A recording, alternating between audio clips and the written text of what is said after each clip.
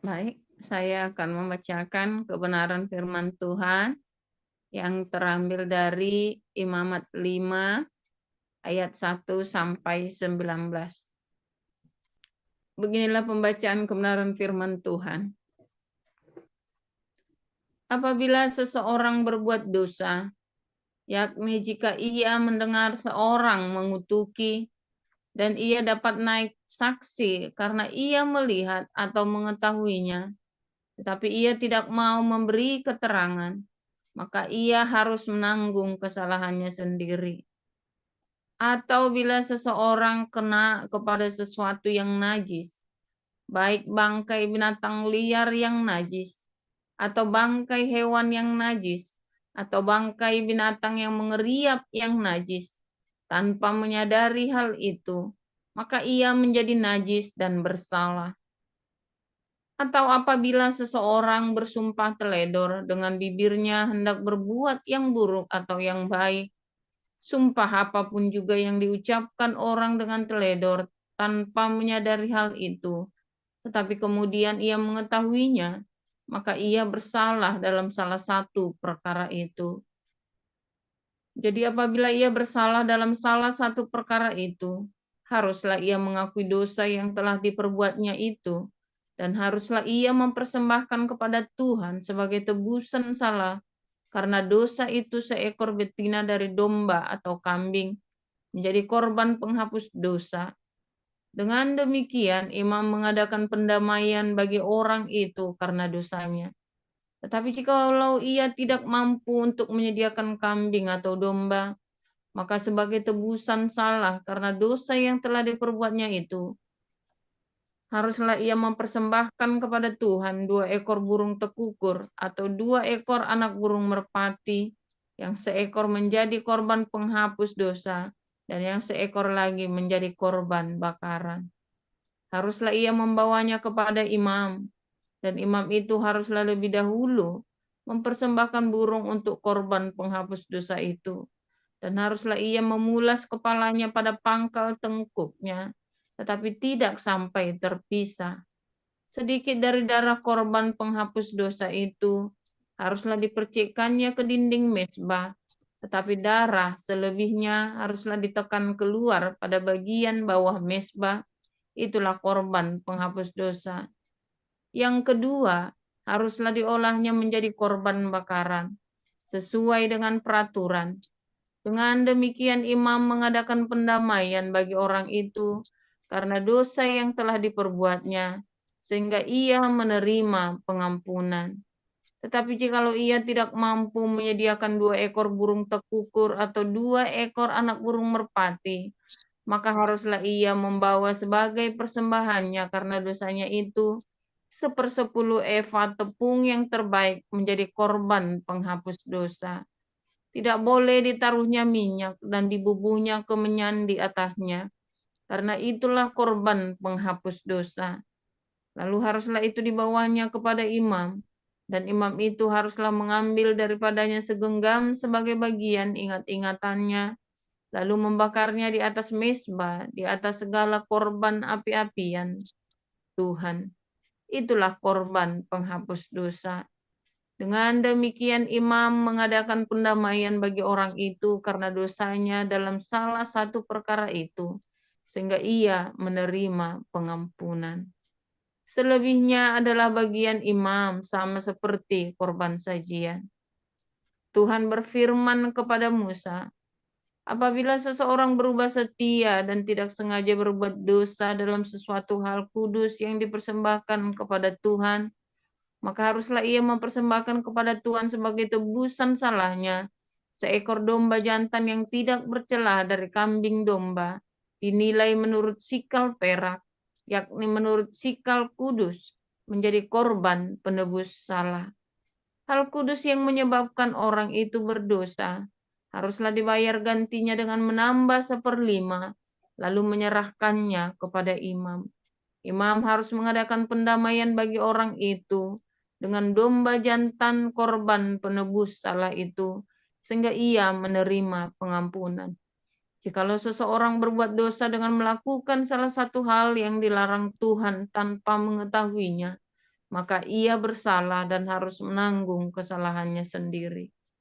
Haruslah ia membawa kepada imam seekor domba jantan yang tidak bercela dari kambing domba yang sudah dinilai sebagai korban penebus salah. Imam itu haruslah mengadakan pendamaian bagi orang itu karena perbuatan yang tidak disengajanya dan yang tidak diketahuinya itu, sehingga ia menerima pengampunan. Itulah korban penebus salah. Orang itu sungguh bersalah terhadap Tuhan. Demikian. Silakan Ibu Fredrika.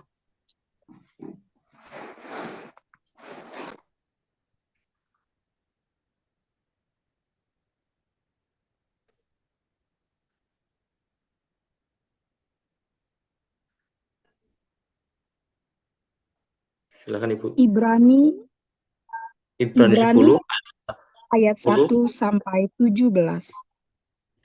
18.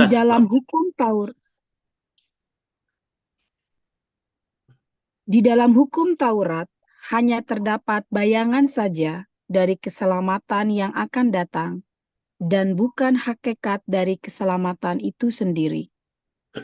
Karena itu, dengan korban yang sama yang setiap tahun terus-menerus dipersembahkan, hukum Taurat tidak mungkin menyempurnakan mereka yang datang mengambil bagian di dalamnya. Sebab jika hal itu mungkin, pasti orang tidak mempersembahkan korban lagi. Sebab mereka yang melakukan ibadah itu tidak sadar lagi akan dosa setelah disucikan sekali untuk selama-lamanya. Tetapi justru oleh korban-korban itu, setiap tahun orang diperingatkan akan adanya dosa.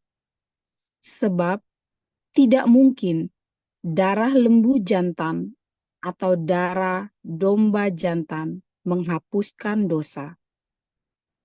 Karena itu, ketika ia masuk ke dunia, ia berkata, "Korban dan persembahan tidak engkau kehendaki, tetapi engkau telah menyediakan tubuh bagiku. Kepada korban bakaran dan korban penghapus dosa, engkau tidak berkenan." Lalu aku berkata, "Sungguh, aku datang dalam gulungan kitab. Ada tertulis tentang aku untuk melakukan kehendak-Mu, ya Allahku."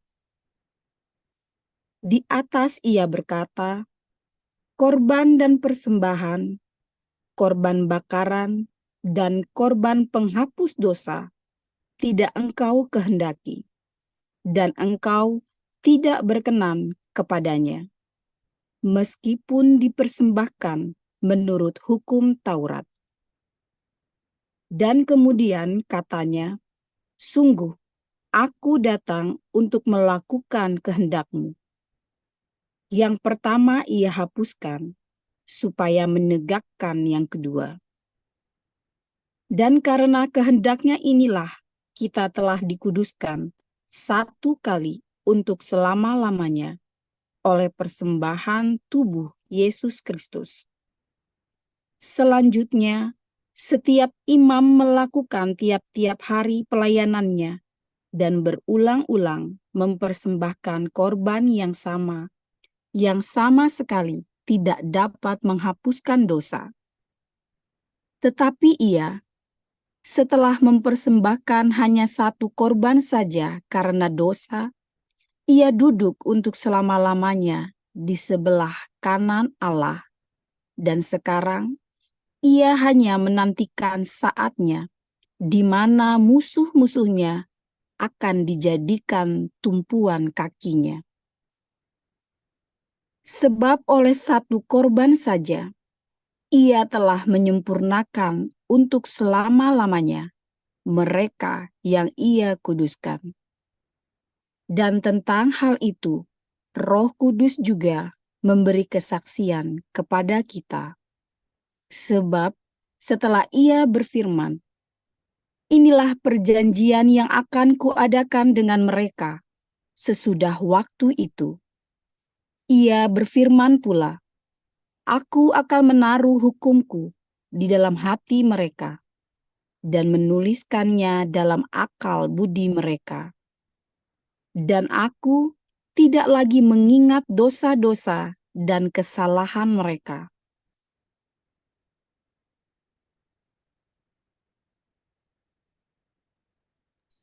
Yang 18 sudah. Jadi, apabila untuk semuanya itu ada pengampunan, tidak perlu lagi dipersembahkan korban karena dosa. Terima kasih. Jadi, Selanjutnya. saudara-saudara, oleh darah Yesus, kita sekarang penuh keberanian dapat masuk ke dalam tempat kudus.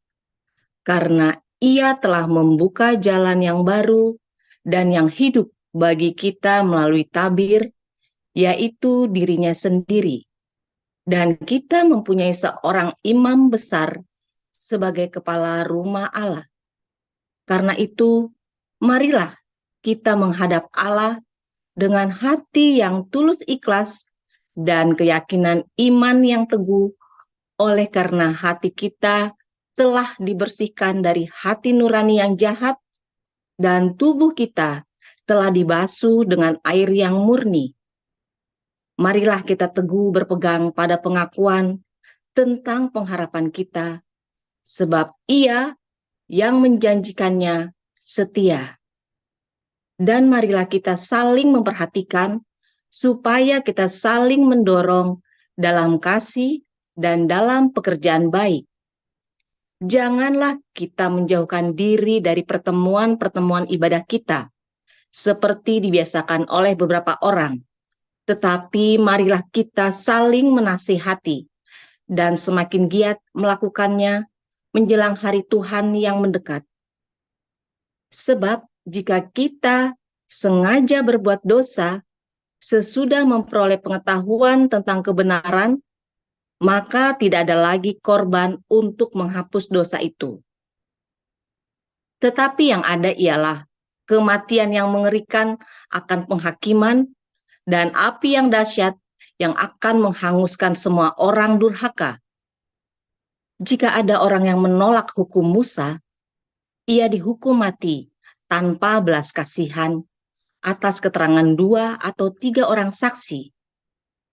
Betapa lebih beratnya hukuman yang harus dijatuhkan atas dia yang menginjak-injak anak Allah, yang menganggap najis darah perjanjian yang menguduskannya, dan yang menghina roh kasih karunia. Sebab kita mengenal Dia yang berkata, "Pembalasan adalah hakku, akulah yang akan menuntut pembalasan." Dan lagi, Tuhan akan menghakimi umat-Nya. Ngeri benar kalau jatuh ke dalam tangan Allah yang hidup. Ingatlah akan masa yang lalu. Sesudah kamu menerima terang, kamu banyak menderita oleh karena kamu bertahan dalam perjuangan yang berat. Baik waktu kamu dijadikan tontonan oleh cercaan dan penderitaan, maupun waktu kamu mengambil bagian dalam penderitaan mereka yang diperlakukan sedemikian. Memang kamu telah turut mengambil bagian dalam penderitaan orang-orang hukuman, dan ketika harta kamu dirampas, kamu menerima hal itu dengan sukacita, sebab kamu tahu bahwa kamu memiliki harta yang lebih baik dan yang lebih menetap sifatnya. Sebab itu, janganlah kamu melepaskan kepercayaanmu, karena besar upah yang menantinya. Sebab kamu memerlukan ketekunan, supaya sesudah kamu melakukan kehendak Allah, kamu memperoleh apa yang dijanjikan itu. Sebab sedikit, bahkan sangat sedikit waktu lagi, dan Ia yang akan datang sudah akan ada tanpa menangguhkan kedatangannya. Tetapi orangku yang benar akan hidup oleh iman, dan apabila ia mengundurkan diri, maka aku tidak berkenan kepadanya. Tetapi kita bukanlah orang-orang yang mengundurkan diri dan binasa, tetapi orang-orang yang percaya dan yang beroleh hidup. Demikianlah sabda Tuhan. Terima kasih. Terima kasih untuk para lektor, Ibu Sharma, Ibu Veronica, Ibu Rima. Selanjutnya kita akan mendengarkan firman Tuhan dengan judul Dosa Lagi. Silakan, Pastor Paul.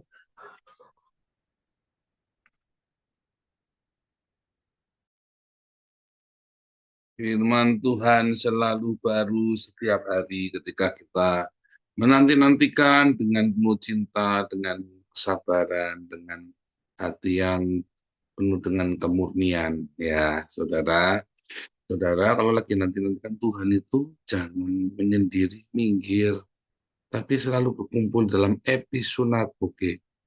Ya, Ibrani 10 ayat 25 tadi ya, perhimpunan. Jangan menjauhkan diri dari perhimpunan ya. Itu artinya apa? Episinagoge. Ya, terus belajar firman Tuhan. Kalau Anda tidak terus belajar, Anda tidak terus di dalam perhimpunan saling menguatkan dalam komunitas, maka Anda akan mudah sekali untuk murtad. Ya. Nah, masalahnya ketika Anda di dalam episinagoge, justru tambah dosa lagi. Ya, kenapa? Kesinggungan, ya, gesekan, utungan, jadi tambah dosa lagi, yang mendingan minggir.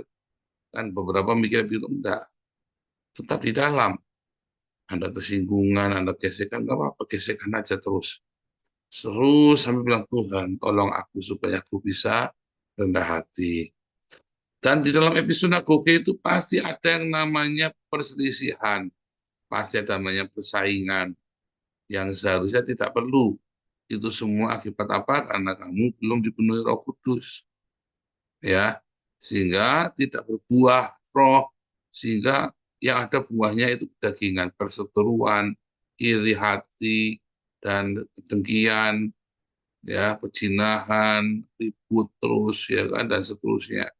Karena Anda belum dipenuhi oleh Roh Kudus. Makanya Anda harus mengalami pengalaman bersama dengan Tuhan, Roh Kudus, rema, ya, memenuhi hidupmu. Bagaimana supaya rema memenuhi hidupmu? Kamu harus baca Alkitab tiap hari, dan kamu bersedekah tiap hari. Maka itu lama-lama tiba-tiba jadi rema logosnya.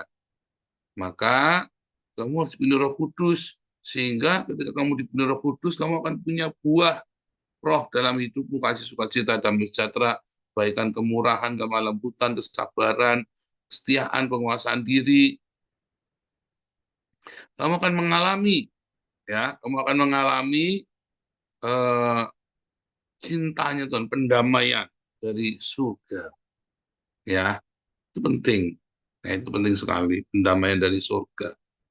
Nah, kenapa kita memerlukan setiap hari, ya, di dalam masa-masa proses pemulihan hidupmu dari yang kedagingan sampai kamu benar-benar bisa masuk di dalam kerajaan Allah, ya, dari kedaginganmu sampai kamu bisa benar-benar mati sama dengan Yesus, itu Anda selalu membutuhkan pengampunan. Ya, pengampunan itu tersedia, itu ada sebuah proses, ya, kesempurnaan. Itulah sebabnya ketika orang baru dibaptis nggak langsung mati. Tuhan izinkan dia apa? Diproses hidupnya sampai kapan? Sampai dia mengembuskan nafasnya terakhir di bumi ini. Itulah proses hidup kita. Jadi Anda jangan berharap bahwa Anda sudah sempurna, prosesnya sudah selesai. Diulang lagi, makin panjang umurmu, diulang-ulang. Itu namanya disakiti, difitnah, ya, Anda dibuat jengkel, itu nggak akan berhenti-berhenti tuh sampai akhir hayat hidupmu. Jadi makin pendek umurnya, ya prosesnya sebentar. Makin panjang umurnya, prosesnya makin lama. Jadi ketika Anda umurnya panjang, ya Anda sudah tahu konsekuensinya. Artinya Anda akan mengalami semua, ya, tersinggung, gesekan, konflik, disalahpahami, difitnah, kadang-kadang dibenci, kadang-kadang Anda nolong, dipentung. Selama Anda umurnya masih ada, sampai 80, sampai 100 tahun, sampai 120 tahun, Anda akan selalu bolak-balik mengalami itu, kecuali Anda tinggal di gua macam Muhammad. Ya, saudara. Malah keluar-keluar kamu jadi biang kerok nanti kelamaan di gua. Beneran, kalau kelamaan di gua juga lama-lama jangan di biang kerok, saudara. Banyak orang, berapa lama kamu di gua? Siapa yang di sini kelamaan di gua? Kayak saya, ya pernah alami kelamaan tinggal di dalam gua. Begitu keluar saya jadi aneh sendiri, saya tengok-tengok celinguk. Ini kok nggak ada manusia lagi ya? Padahal kamu yang bukan manusia karena kelamaan tinggal di gua. Apa maksudnya kamu kelamaan tinggal di gua? Kamu terisolasi, ya, kukuai, bojengli, nah, bahasa Sinanya ya. Kamu kukuai. Karepnya kamu sendiri nyentrik jadinya. Karena kamu kelamaan tinggal di dalam gua, kamu jadi aneh. Dan kamu tidak mau merendahkan diri untuk bergesekan. Karena tadi kamu kelamaan tinggal di dalam gua.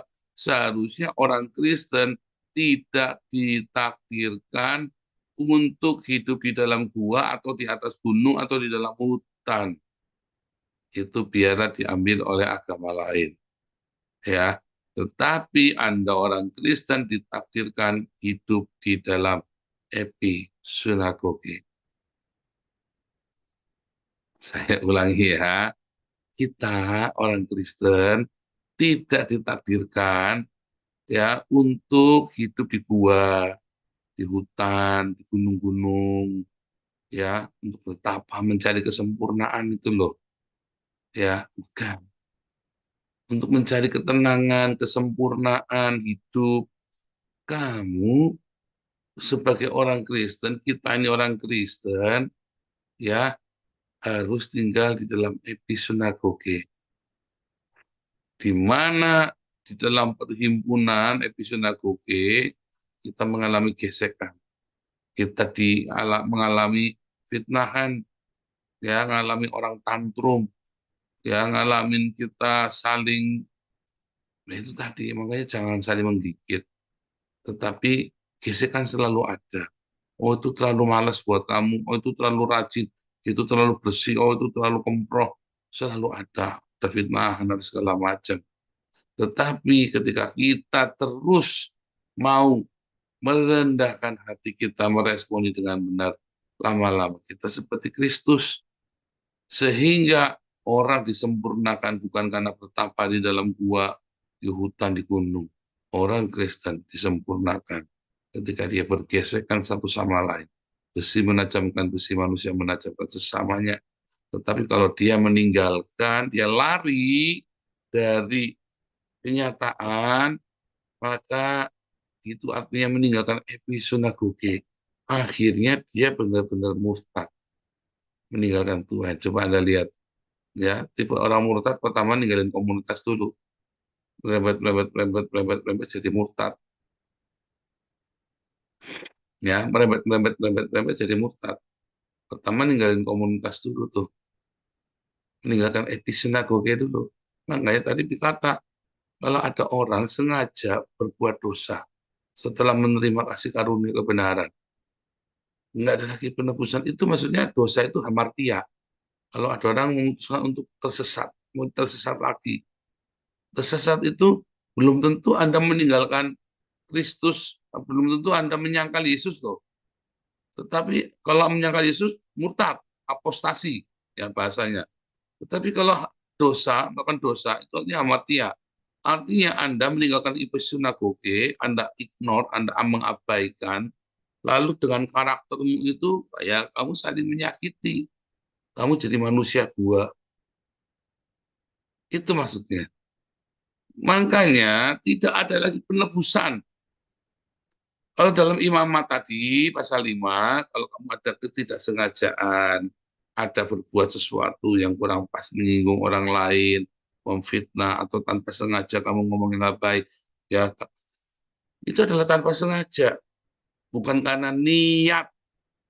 Nah, ada yang memang karena diniati memfitnah orang lain, bahkan membunuh orang lain, memperkosa. diniatin. Nah, itu yang dimaksud tadi, tidak ada penebusan. Makanya orang ini harus dia harus membayar dengan darahnya, bukan darah Kristus lagi, nggak ada pengampunan yang kedua seperti yang Yesus seperti orang kelahiran baru. Maksudnya bagaimana orang kalau baru lahir baru, apa yang kamu tuai itu seringkali, apa yang kamu tabur itu tidak kamu tuai. Tetapi ketika kamu bikin salah lagi, semua yang kamu tabur akan kamu tuai. Saya ulangi, kalau kamu lahir baru pertama kali lahir baru dalam Tuhan, ya, semua dosa di masa lalu kita itu ditutup dan kamu tidak akan menuai yang pernah kamu tabur. Coba Anda lihat deh. Itulah namanya kasih karunia. Tetapi begitu kamu sudah di dalam kasih karunia, lalu kamu nekat mau bikin dosa yang sama lagi dan baik sekali, maka apa yang kamu tabur itu akan kamu tuai, saudara. Ya, apa yang kamu tabur itu akan kamu tuai, bahaya sekali ya. Dan mungkin tuanya berlipat kali ganda. Makanya kalau kamu sudah di dalam lahir baru di dalam Tuhan Yesus, jangan tinggalkan episode dan terus selalu rendah hati, mode on. Bilang rendah hati, moodnya harus selalu rendah hati, responnya. Rendah hati dulu, jangan kenakan dia ya, jangan. Udah kalah dong, jangan. Itu jedes, ada kejadian, kamu rendah hati, yang rendah hati. Ya, selalu berpikir, Tuhan ini proses, saya siap untuk berubah. Makin kamu berubah, kamu nanti kayak malaikat, saudara. Serius, Anda pernah ketemu orang yang seperti malaikat? Sabarnya, tenangnya, respon-responnya dalam segala hal, ya kan? Karena dia mengalami proses yang bertahun-tahun dan dia merespon dengan benar. Prosesnya masih ada lagi, sampai nanti pun bodi ada lagi. Cuman dia selalu merespon dengan konsisten. Nah, mengapa? Kuncinya adalah dia episinagoge. Dia tidak tinggal di gua, dia tidak tinggal di gunung, dia tidak tinggal di hutan. Dia tinggal dalam episinagoge. Dan orang-orang ini akan menjadi orang perekat begitu seluruh komunitas itu. Kenapa? Karena kerendahan hatinya dia, kesabarannya, ya, karena cintanya dia yang melimpah. Itu penting sekali. Sehingga, saudara, setiap hari Anda ingat-ingat, ya, siapakah yang sudah aku berkati? Nggak mungkin kamu tinggal di dalam gua tuh untuk bisa memberkati sesama. Aku perlu ngampuni siapa hari ini? Kamu harus tinggal di dalam gua. Kamu tidak boleh tinggal di dalam gua, nggak boleh. Tapi dalamnya episode aku, oke. Tapi kalau kamu dalam gua, kamu nggak bisa. Kamu cuma sama siapa? Sama si amang, monyet, sama semut, sama cicak ngomongnya, saudara, sama tokek. Kalau kamu tinggal di dalam gua, kamu menyendiri. Tetapi kamu selalu bersama dengan komunitas itu, bergesekan.